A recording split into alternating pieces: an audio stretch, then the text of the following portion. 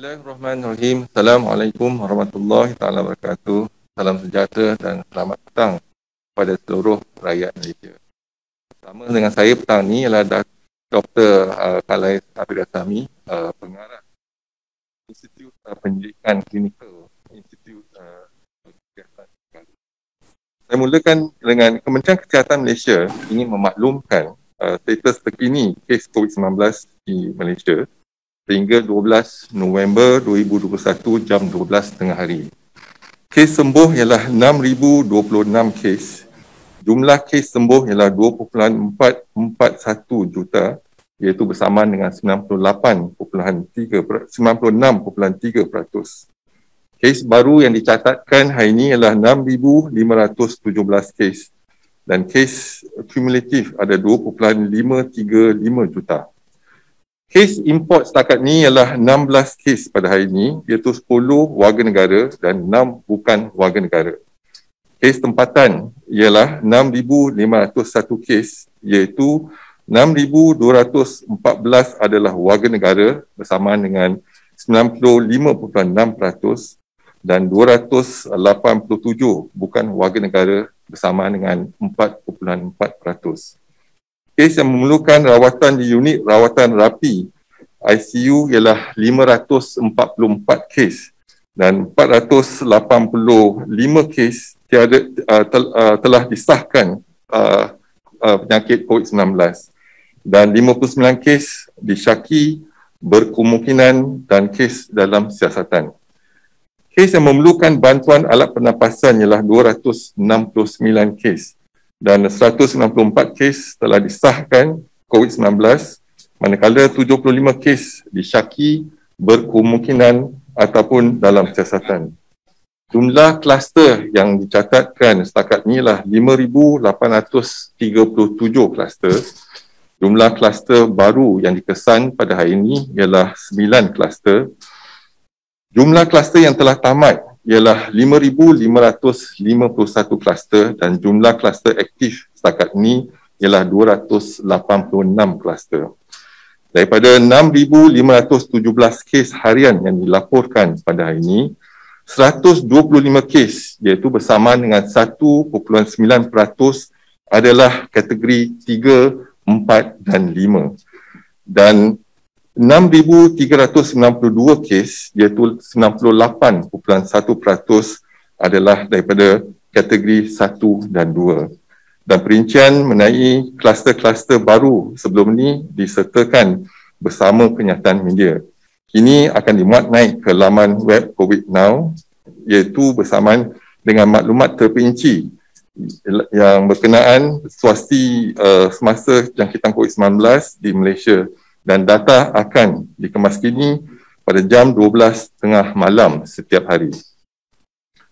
Analisa situasi terkini COVID-19 dalam negara kita, secara umumnya situasi penularan COVID-19 di Malaysia adalah baik dan terkawal. Namun begitu, kita memasuki fasa peralihan endemik, iaitu fasa berjaga-jaga bagi memastikan keadaan terus terkawal dan bertambah baik. Jika dilihat graf di Raja 1, kes harian COVID-19 telah mulai meningkat sejak daripada minggu epidemiologi ke-14, iaitu pada awal bulan April 2021.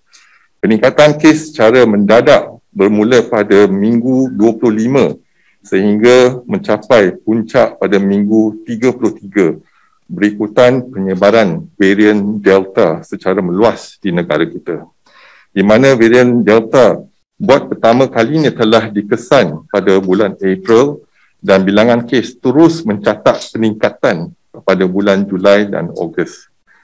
Alhamdulillah, kes harian COVID-19, kes sembuh COVID-19 dan juga kes kematian COVID-19 mulai menurun sekitar minggu ke-36. Ini satu pencapaian yang baik buat negara kita. Penurunan kes ini adalah selaras dengan peningkatan kadar vaksinasi di dalam negara, di mana program imunisasi COVID-19 kebangsaan PIK telah dimulakan pada bulan Februari 24 bulan Februari 2021 dan PIK bertujuan untuk membendung penularan jangkitan COVID-19 dan mengurangkan kes jangkitan serius COVID-19 serta kadar kematian COVID-19. Sehingga 11 November 2021, lebih daripada 75.7% iaitu 24 juta penduduk Malaysia telah menerima dos lengkap vaksin. Manakala 95.1% iaitu 22.2 juta individu dewasa telah menerima dos lengkap vaksin. Pelancaran vaksin COVID-19 secara besar-besaran telah berjaya menurunkan jumlah kes, kadar kemasukan ke hospital dan ICU dan juga kadar kematian. Pelaksanaan PIK adalah berlandaskan bukti dan sains serta mengikut prosedur termasuk mendapat kelulusan daripada Badan Regulatory NPRA. Mutakhir ini terdapat bukti daripada kajian real world data bahawa terdapat kesan pengurangan imuniti iaitu waning immunity terhadap SARS-CoV-2 selepas beberapa bulan lengkap vaksinasi dan berlaku peningkatan kes jangkitan semula COVID-19 di kalangan penerima vaksin iaitu dikatakan breakthrough infection. Selain daripada itu, kemunculan variant of concern juga memberi kesan di mana ianya lebih mudah merebak dan mampu merebak di dalam komuniti dalam tempoh masa yang singkat. Kadar keboleh jangkitan COVID-19 ataupun nilai R0 mengikut jangkaan kes harian pada 11 November 2021 untuk seluruh negara juga telah meningkat kepada 1.0, lebih kurang 5 minggu selepas pergerakan rentas negeri dibenarkan, iaitu pada 7 Oktober 2021. Dan jika kita lihat situasi sebelum ni, trend peningkatan kes telah dilihat 5 hingga 6 minggu selepas kebenaran rentas negeri dibenarkan pada 7 Disember 2020, iaitu kita rujuk Rajah 4. Apabila kita membenarkan merentas negeri pada 7 Disember dan kita dapati puncak kes adalah pada minggu ke-5 ataupun minggu ke-6 selepas merentas negeri dibenarkan. Kedua-dua faktor ini menjadi peringatan awal kepada kita semua agar tindakan secara aktif perlu diambil bagi memastikan kes COVID-19 tidak meningkat semula secara mendadak. Antaranya dengan memperingkatkan lagi tindakan pemberian vaksin dos penggalak dan juga kepatuhan pada SOP. Kita menggunakan kaedah serampang dua mata, iaitu menggunakan vaksinasi, liputan vaksinasi yang tinggi, dan kini kita masuk dalam iaitu menggunakan dos penggalak, dan yang kedua ialah kepatuhan kita kepada SOP, iaitu tindakan kita tu amat penting untuk kita elakkan daripada dijangkiti. Melihat kepada pendekatan yang diambil negara seperti Singapura, United Kingdom serta beberapa negara lain yang lebih awal memulakan proses pemberian vaksin, mereka telah mula memberikan dos penggalak berdasarkan kepada bukti-bukti saintifik. Pemberian dos penggalak serta dos tambahan juga adalah selari dengan saranan yang diberikan oleh Strategic Advisory Group of Experts on Immunization, iaitu SAGE, WHO, terutamanya kepada golongan yang mempunyai imuniti yang rendah dan warga emas berusia 60 tahun dan ke atas, dan juga kumpulan barisan hadapan yang terdedah kepada virus tersebut. Panel pakar perubatan Kementerian Kesihatan Malaysia meneliti keberkesanan serta keselamatan dos penggalak daripada pelbagai sumber dan mendapati satu dos penggalak iaitu booster mampu meningkatkan tahap imuniti terhadap COVID-19. Golongan yang diberikan keutamaan untuk menerima dos tambahan serta dos penggalak telah diperincikan di dalam surat terkeliling Ketua Pengarah Kesihatan bilangan 17/2021 bertarikh 17 Oktober 2021. Kini golongan tersebut sedang dalam fasa pemberian dos penggalak. Strategi Kementerian Kesihatan seterusnya adalah untuk meluaskan pemberian dos penggalak kepada golongan tersebut.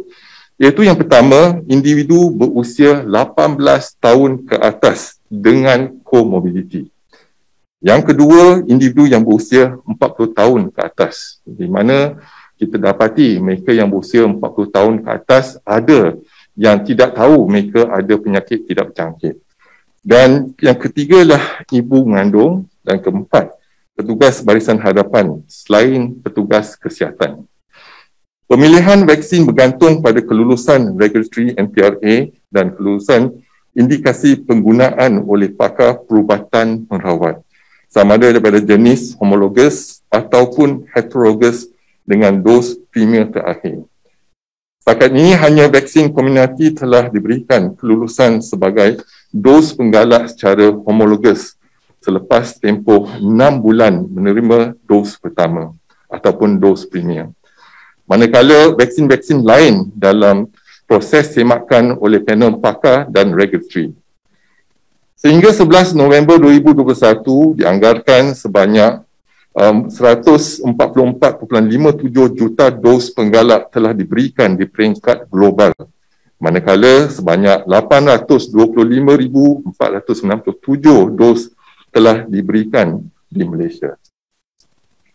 Kementerian Kesihatan akan terus memantau perkembangan COVID-19 dari masa ke semasa, dan pada masa yang sama akan meneruskan PIK dengan pemberian dos tambahan dan dos penggalak bagi memastikan keluarga Malaysia menerima perlindungan yang optimum daripada jangkitan COVID-19. Bagi yang langsung belum menerima vaksin namun tidak pernah dijangkiti COVID-19, anda kini berada dalam kumpulan paling berisiko mendapat jangkitan COVID-19. Nasihat Kementerian Kesihatan, segeralah mendaftar diri dan dapatkan vaksin COVID-19 agar anda dan keluarga dilindungi daripada virus berbahaya ini.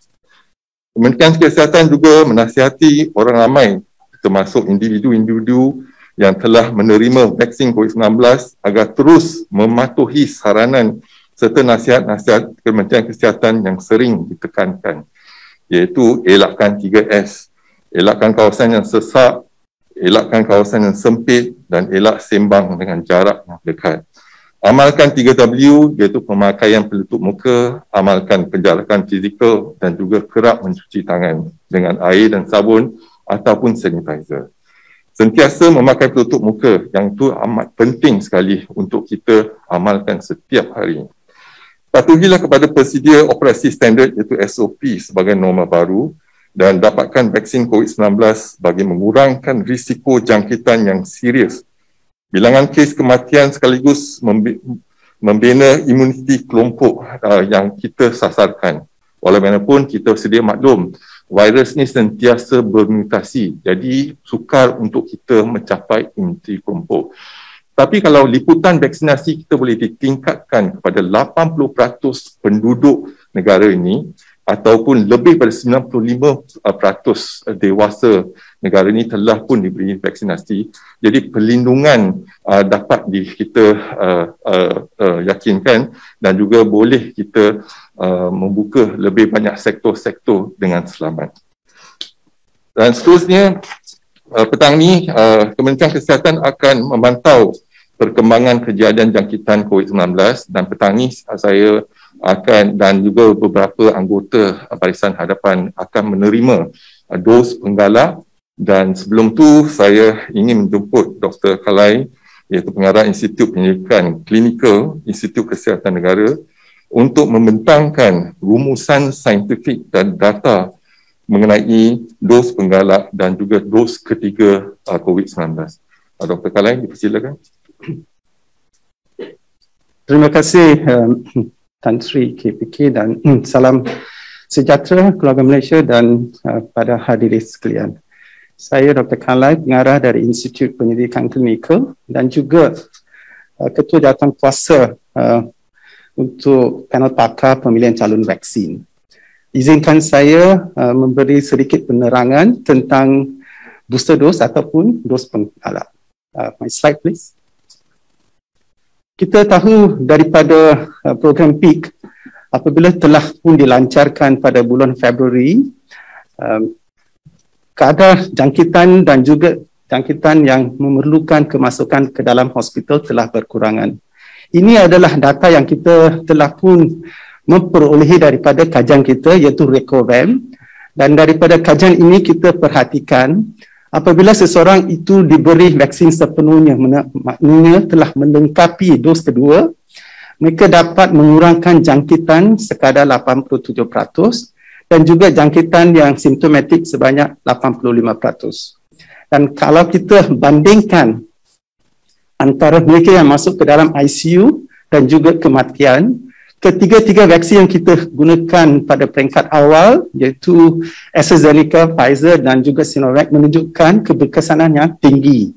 Jadi semua vaksin yang telah digunakan dalam program PEAK adalah amat berkesan. Ini adalah data daripada permulaan pada bulan April sehingga pertengahan bulan September. Next slide please.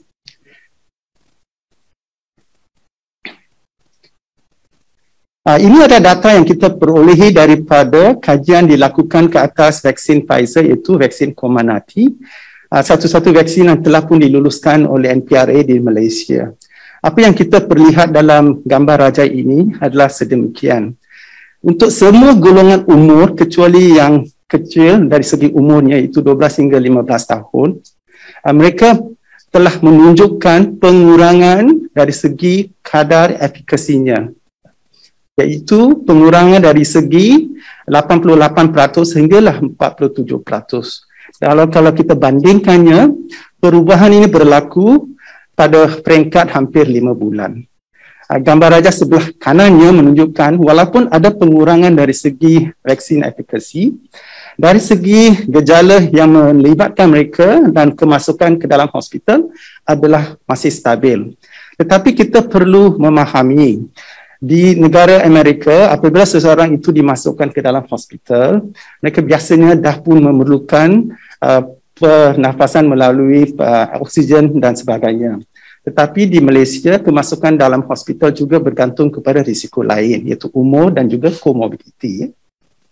Next slide.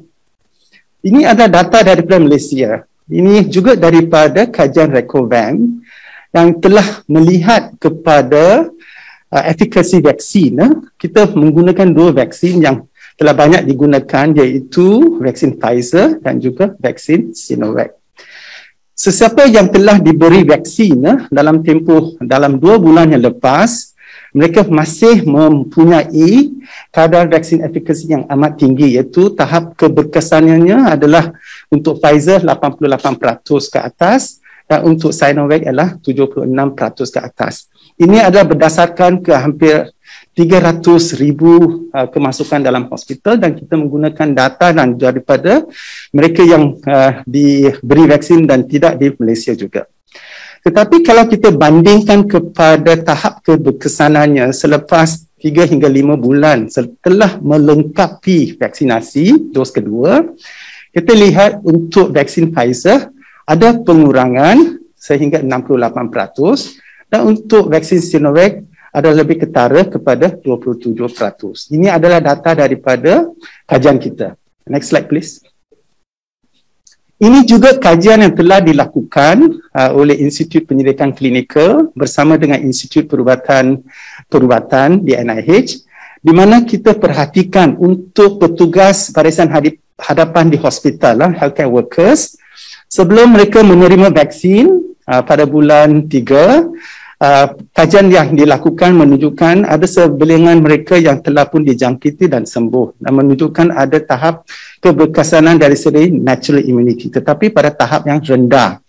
Dan selepas mereka diberi vaksin pada 2 minggu selepas genap 2 dos, kadar neutralizing antibody iaitu antibody yang melawan COVID-19 mencapai peratus yang paling tinggi iaitu 150 mikroliter yang disyaratkan sebagai paling tinggi ikut test kit ini. Tetapi selepas 3 bulan, kita lihat purata ataupun mean titer ini mula menunjukkan pengurangan kepada hampir 75 dan pada bulan ke-6 untuk kumpulan ini yang seramai 550 orang petugas hadapan di hospital, pengurangannya lah hampir kepada sedikit lebih daripada 25 hingga 30 neutralizing antibody level. Ini menunjukkan untuk petugas hadapan juga menggunakan vaksin ini pengurangan dari segi keberkesanan neutralizing antibody berlaku. Ini adalah data daripada kajian kita menunjukkan waning neutralizing antibody level atau waning immunity. Next slide. Ini pula adalah kajian yang telah dilakukan ke atas vaksin Pfizer di mana dos penggalak diberi. Dan dos penggalak yang diberi ini adalah sebulan selepas dos ketiga dilakukan pemeriksaan. The comparison ini adalah membandingkan antara original Wuhan strain dengan Delta variant. Dan apa yang kita lihat ialah untuk golongan muda dan juga untuk golongan yang lebih daripada 65 tahun, vaksin Pfizer yang diberi sebagai dos penggalak menunjukkan peningkatan neutralizing titer. Ini adalah pada tahap yang tinggi berbanding dengan apa yang berlaku selepas dos kedua. Next slide. Ini pula adalah kajian daripada negeri Thailand. Mereka menggunakan pada dasarnya selepas diberi vaksin Sinovac iaitu CoronaVac, diberi dengan heterologous booster yang dikatakan di sini adalah BPIP ini adalah Sinopharm, Chadox ini adalah AstraZeneca, BNT adalah Pfizer. Apa yang kita lihat ialah apabila seseorang itu telah pun genap diberi vaksin Sinovac, diberi heterologous booster, menunjukkan peningkatan dari segi neutralizing antibody level. Ini adalah satu-satu yang baik di mana kita boleh sekarang menggunakan heterologous booster untuk penerima vaksin Sinovac. Next slide. Ini adalah real world data. Apa yang telah pun diberitahu oleh Tan Sri KPK tadi ialah apabila kita menggunakan kaedah saintifik dan data, ini adalah pada peringkat di mana dilakukan ke atas penduduk. Ini adalah satu yang dilakukan di negeri Chile, di mana hampir 4.7 juta orang yang telah pun diberi vaksin Sinovac iaitu CoronaVac dibahagikan kepada mereka yang akan diberi dan telah pun diberi vaksin secara heterologous dan juga homologous. Iaitu homologous ialah CoronaVac, heterologous ialah BioNTech Pfizer dan juga AstraZeneca. Dan kita lihat daripada real world data ini, apabila diberi vaksin booster atau penggalak, peningkatan daripada pengurangan jangkitan berlaku ke atas penerima vaksin Sinovac daripada 56% hingga 80%. Untuk penerima Sinovac yang ditambah dengan booster Pfizer menunjukkan peningkatan 56% ke 90%, dan untuk AstraZeneca sehingga 93%. Ini juga melibatkan peningkatan daripada pengurangan kemasukan dalam hospital. Next slide. Nah, berdasarkan data-data sedemikian, telah pun diberi keizinan di US FDA untuk pemberian dos penggalak kepada individu yang lebih daripada 65 tahun secara umur dan juga individu yang ada risiko kepada penyakit COVID-19 termasuk mereka yang lebih daripada 18 tahun. Begitu juga untuk, next slide please. Untuk di United Kingdom, yang sedemikian telah pun diberi dan di sana juga diberi kepada mereka yang berumur 50 tahun dan ke atas. Next slide. Ini adalah data yang kita jana daripada World in Data menunjukkan bukan sahaja Malaysia yang terlibat dalam pemberian dos penggalak, malah kita dapati pada peringkat dunia iaitu global hampir 144 juta dos telah pun diberi dan kita juga bersama-sama negara di ASEAN terlibat dalam pemberian dos penggalak. Next slide. Jadi daripada scientific data yang telah pun dijana, ini adalah saranan dan juga apa yang telah pun diberitahu oleh Tan Sri tadi ialah pemberian dos penggalak. Can I have the slide? Ya, kita memberi pengusuran iaitu keutamaan diberi kepada petugas kesihatan. Data yang telah ditunjukkan tadi menunjukkan pengurangan daripada neutralizing antibody level dan membawa kepada waning effect. Kedua ialah warga emas yang berumur 60 tahun. Mereka pun telah pun diberi dos penggalak daripada dulu dan juga termasuk penghuni yang ada di pusat jagaan kesihatan jangka panjang dan juga individu 18 tahun ke atas dengan comorbidity dan seterusnya kepada individu lebih daripada 40 tahun. Dan seterusnya diberi perluasan dos penggalak kepada mereka, ibu yang mengandung dan juga petugas barisan hadapan yang lain. Next slide. Ini adalah contoh yang kita telah pun membawa kepada jawatan kuasa panel pakar, di mana secara homologus Pfizer akan diberi 6 bulan selepas mereka telah lengkap dos kedua. Untuk penerima AstraZeneca, prosesnya masih dalam semakan NPRA, tetapi apabila diberi kelulusan, selepas 6 bulan boleh diberi dos Pfizer ataupun secara homologus AstraZeneca apabila diberi kelulusan NPRA. Untuk penerima vaksin Sinovac, disyorkan mereka diberi vaksin Pfizer 3 bulan selepas mereka melengkapkan dos kedua. Ini adalah berdasarkan kepada kajian Recovam di mana waning immunity itu lebih ketara kepada Sinovac. Walaupun dia dapat mengurangkan risiko kematian, tetapi dari risiko jangkitan masih perlu diberi dos penggalak. Dan untuk vaksin-vaksin yang lain masih dalam semakan dan kita harap ini akan dapat diputuskan dalam panel pakar ini dalam secepat mungkin. Terima kasih. Terima kasih kepada Dr. Kalai. Ternyata kita lihat rumusan saintifik menyokong suntikan dos penggalak ataupun dos ketiga. Dan baru-baru ni kita lihat di video laman sosial, ada tular di video laman sosial menyatakan WHO memberi perhatian iaitu kepada campuran ataupun heterologous dose. Video tu telah pun dirakam pada bulan Julai. Ketika tu bukti-bukti saintifik masih tak nyata lagi. Dan hari ini kita lihat daripada bukti-bukti saintifik heterologous ataupun campuran vaksin Sinovac dan Pfizer contohnya ataupun AstraZeneca.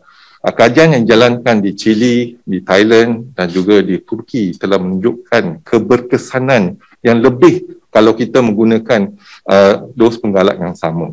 Iaitu kalau Sinovac dan Sinovac. Iaitu 90% di Chile dan keberkesanan 90% di Chile dan juga kalau dibandingkan dengan dos penggalak yang sama itu homologus ialah 80%. Jadi inilah kajian saintifik yang kita ada dan setakat ini kita mulakan dos penggalak iaitu kalau Pfizer, Sinovac yang kita menggunakan banyak Sinovac di negara kita dan Sinovac boleh kita campurkan dengan Pfizer ataupun AstraZeneca dan ini akan memberikan keberkesanan yang lebih baik iaitu 90% sebagaimana ditunjuk satu kajian di negara Chile. Dan ini kita galakkan rakyat Malaysia, kalau telah diberi janji temu untuk dos penggalak, kita dapati 40% yang tidak hadir untuk dos penggalak. Kita menasihatkan untuk tampil ke depan untuk dapatkan dos penggalak. Ini adalah kerana kita lihat sekarang epicenter jangkitan COVID-19 ialah di Eropah. Dan di Germany, Austria dan sebagainya kita lihat ada peningkatan kes yang mendadak. Negara kita mungkin kebelakangan dalam tempoh 3 ataupun 4 bulan kerana mereka memulakan suntikan vaksinasi, program vaksinasi lebih awal. Dan kita masih menggunakan kaedah serampang dua mata iaitu meningkatkan liputan vaksinasi yang paling penting kepada mereka yang belum divaksinkan. Jadi kita nasihatkan mereka tampil ke depan untuk dapatkan vaksin. Yang kedua ialah kumpulan rentan sebagaimana yang telah saya nyatakan tadi iaitu mereka yang berusia 60 tahun ke atas yang ada comorbidities ataupun petugas barisan hadapan untuk dapatkan dos penggalak untuk meningkatkan imuniti kalau ada jangkitan COVID-19 akan berlaku dalam tempoh masa terdekat. Dan apa yang penting ialah kedua ialah kita masih perlu untuk mematuhi segala tindakan kesihatan awam kita iaitu 3S dan 3W. Yang ini telah pun daripada hari pertama lagi kita menyarankan rakyat Malaysia untuk patuh pada SOP. Dan ternyata ketika kita tak ada vaksin pada gelombang kedua, kita dapat sifarkan kes hanya dengan kepatuhan pada SOP. Tapi dengan sekarang ni, dengan serampang dua mata, kita menggunakan vaksin dan kita menggunakan kaedah kesihatan awam, kita insyaAllah boleh kawal dan juga hidup bersama dengan COVID-19. Jadi, apa yang penting adalah pematuhan. Setiap individu mesti patuh pada SOP. Terutamanya kumpulan rentan, kalau boleh duduk di rumah, kalau keluar daripada rumah untuk urusan yang penting, pastikan patuh pada SOP dan dapatkan dos penggalak apabila janji temu diberikan. Dan saya buka pada sebarang pertanyaan kalau ada.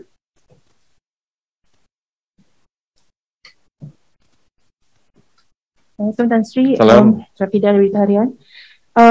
Mengenai RT yang Tan Sri buat tweet pagi tadi kan, apa cadangan untuk tindakan termasuk sama adakah KKM akan sarankan perketatkan lagi SOP dan pergerakan yang perlu diambil jika kes dan kadar RT terus meningkat.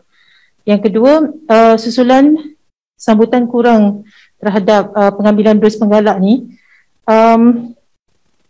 kalau misalnya ada kes yang mereka dapat notis untuk diberikan pada pada waktu tertentu, tapi bila pergi ke klinik dia dimaklumkan sebenarnya pada waktu petang ataupun waktu yang bukan yang didapat dalam janji temu. So macam mana nak mengatasi perkara ni sebab mereka dah sampai ke klinik dan kena tunggu waktu lain. Terima kasih. Terima kasih atas dua soalan tersebut. Jadi kita lihat sekarang ni memang R0 ataupun RT kebolehjangkitan meningkat kepada 1.0. Kalau 1.0 maksudnya kes itu akan mendata. Dia tak menurun lagi tapi dia akan mendata. Kalau dulu 0.8 berarti ada penurunan 20% satu kitaran. Tapi sekarang ni akan mendata.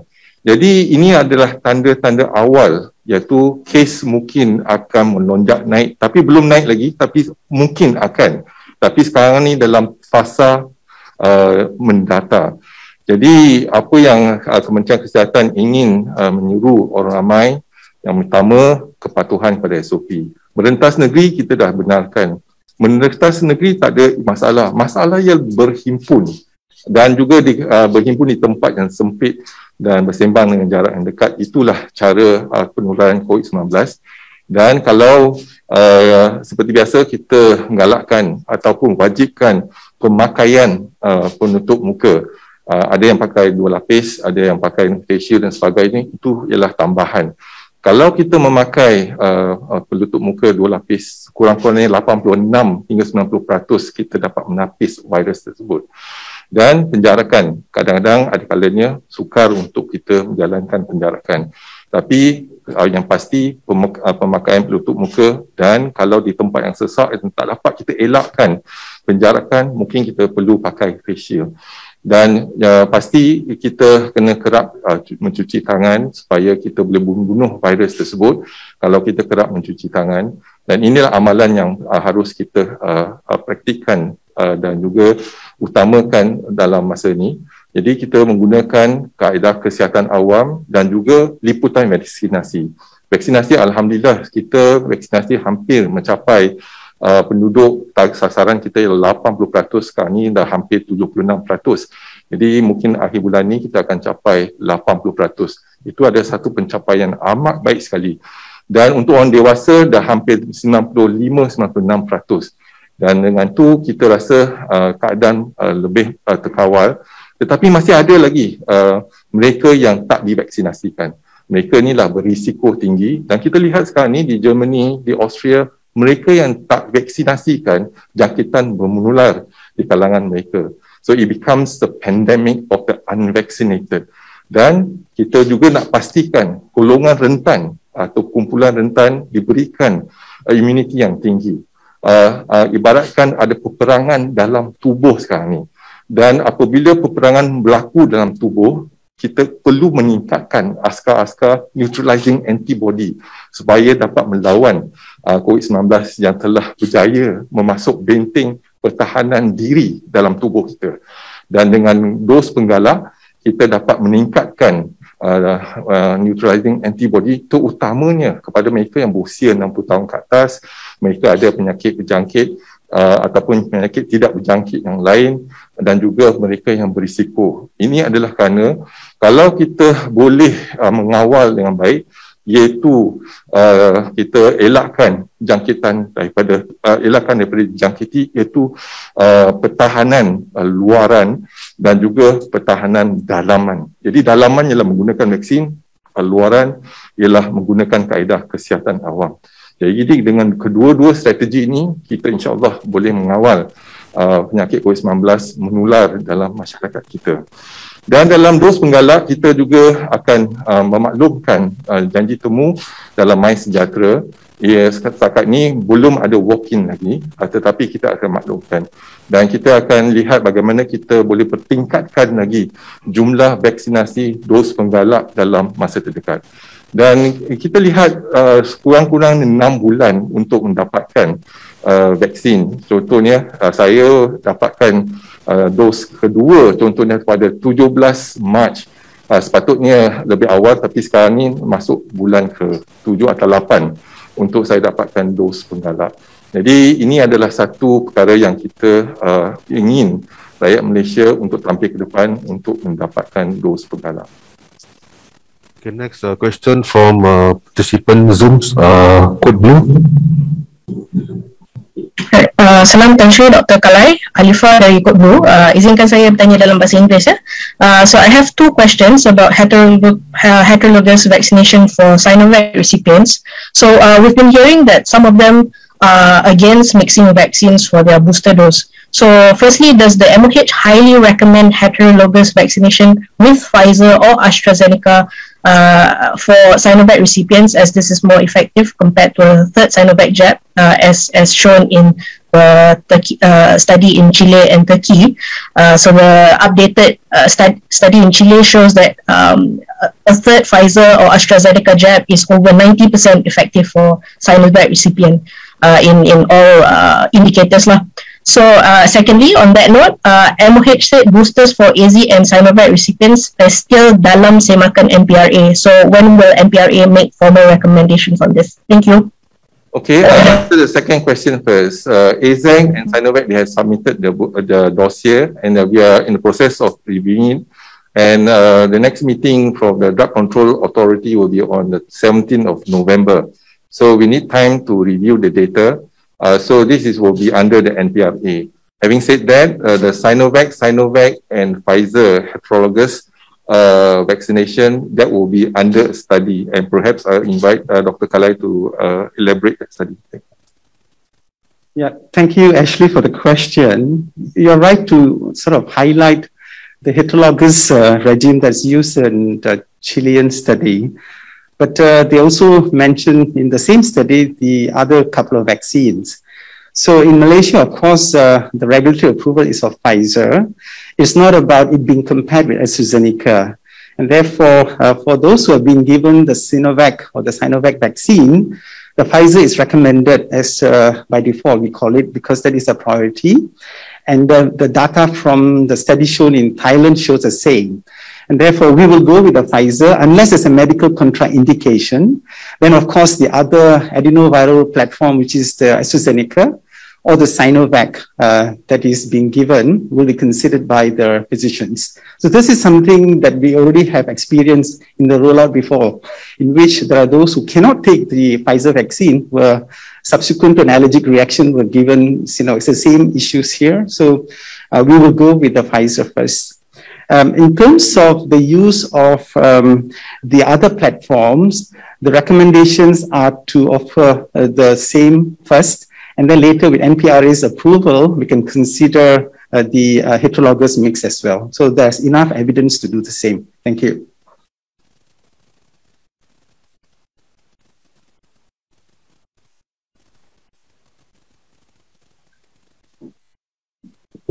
Selamat petang, Tan Sri Dr. Kalai. Ada satu soalan tapi bukan berkaitan dos Benggala, lebih kepada ujian kendiri COVID.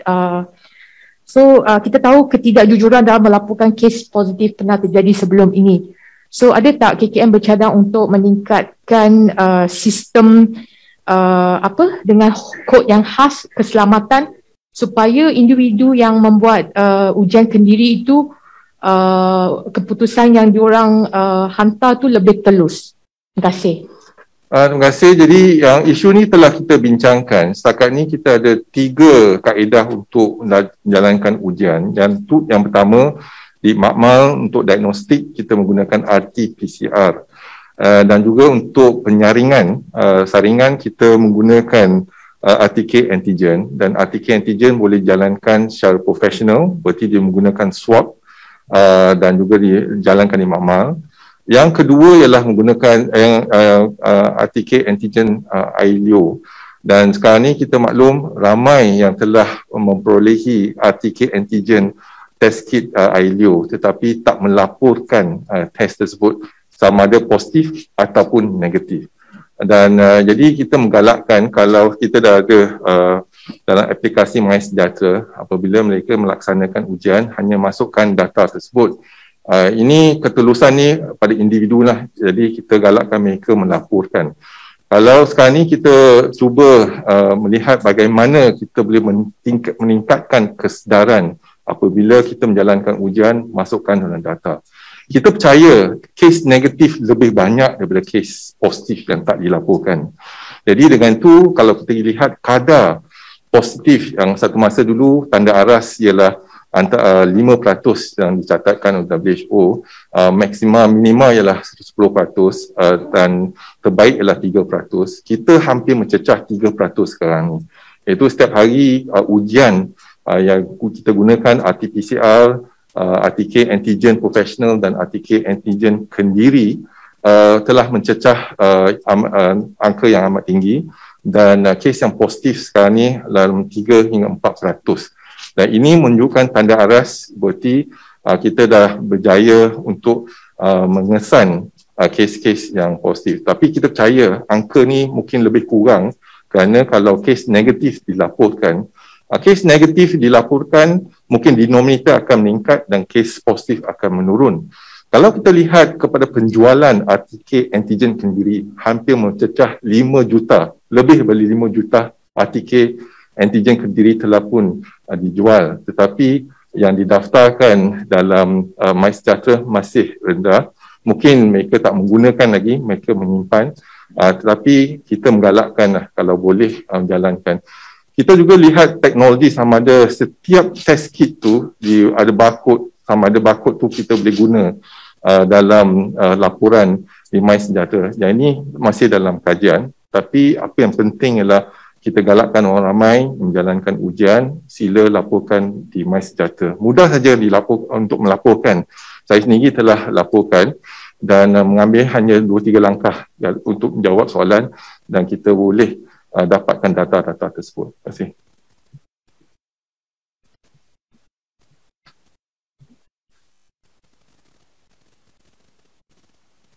Selamat petang Tuan Sri, Kumara dari Malaysia Gazette. Soalan saya adalah, adakah KKM akan mempertimbangkan secara walk-in untuk pengambilan dos penggalak? Yang kedua, apa jadi pada dos penggalak bagi mereka yang tidak hadir pada janji temu, terutama yang sudah mengesahkan kehadiran? Adakah ia akan diberikan kepada sesiapa sahaja yang hadir di PPB atau klinik? Dan ketiga dan terakhir adalah, adakah kita kini sedang diambang gelombang jangkitan baru? Apa tanda-tandanya? Jika benar, apa yang boleh dilakukan untuk mengelak situasi itu? Sekian. Terima kasih. Jadi untuk walk-in buat masa ni kita belum putuskan lagi. Kita dah bincang dalam CITF booster dan juga di mesyuarat di Kementerian Kesihatan, tetapi kita belum lagi membuat keputusan walk-in. Tapi ada besar kemungkinan kita akan membuka walk-in kepada mereka yang belum divaksinkan. Itu yang pertama. Yang penting ialah untuk mencegah penularan ni ialah mereka yang belum divaksinkan. Untuk dos penggalak ataupun dos ketiga ialah keparahan kepada kalau mereka dijangkiti. Satu ialah keparahan, satu ialah penularan dalam masyarakat. Jadi kita bincangkan kalau walk-in untuk mereka yang belum divaksinkan dan juga mereka yang telah ketinggalan dalam janji temu, contohnya 40%. Adakah mereka dibenarkan untuk walk-in? Dan ini kita dalam perhatian dan insyaAllah kita akan sedikit masa lagi akan melihat untuk pelaksanaan yang bagaimana kita boleh menghubungi mereka balik kembali untuk mendapatkan dos penggalak. Dan kalau kita lihat kebimbangan kita sekarang ni ialah dalam pencegahan. iaitu kita lihat sekarang ni kebimbangan kita ialah peningkatan kes di Eropah dan negara-negara yang lebih ke depan dalam segi vaksinasi daripada kita, dan kita belajar daripada pengalaman mereka. Dan juga walaupun kita masih belum ada lonjakan kes mendadak, hanya penurunan kes telah mendata tapi belum naik lagi. Jadi masa inilah pencegahan tu amat penting sekali, iaitu kalau kita boleh pertingkatkan lagi iaitu kepatuhan kepada SOP dan mendapatkan vaksin, yang vaksin dos penggalak ataupun dos ketiga. Ini penting untuk kita bersiap siaga luaran dan dalaman untuk kita berperang dengan COVID-19 ni. The Star. Hi, Tan Sri. I want to just to clarify, if you have taken the Sinovac vaccine, right, like you're fully vaccinated, is it possible to receive the booster shot, which is also Sinovac? Yes, it's possible, but at the moment the MPRA has not approved the Sinovac booster yet. They just submitted the booster to MPRA, so we are reviewing it. Unless you are contributing to the global data, Sinovac, Pfizer. So today we know that the data comes from Thailand, Chile and Turkey. So we are doing a 1-year study in terms of collection of the data, Sinovac and Pfizer. This is a study. So we hope that within 1 year we get the data and then we can actually contribute. Most of the studies done in Chile, in Turkey as well in Thailand shows that efficacy has increased better than the homologous Sinovac and Sinovac. So we will make a decision under MPRA. The dossier has been submitted. So we hope that we can get approval as soon as possible. Okey, kalau tak ada lagi soalan, saya ingin ucapkan terima kasih kepada Dr. Kalai, pengarah Institut Pendidikan Klinikal daripada Institut Kesihatan Negara untuk membentangkan rumusan saintifik data mengenai dos penggalak dan dos ketiga. Dan juga saya ingin mengingatkan orang ramai dan diri saya sendiri untuk kita sentiasa patuh, berwaspada, patuh pada SOP supaya kita dapat elakkan jangkitan COVID-19, iaitu kepatuhan ialah pertahanan luaran, vaksinasi ialah pertahanan dalaman. Dengan kedua-dua pertahanan ni, insya-Allah kita boleh menang menangani COVID-19 dalam negara kita. Sekian, wabillahi taufiq wa hidayah. Assalamualaikum warahmatullahi wabarakatuh. Terima kasih.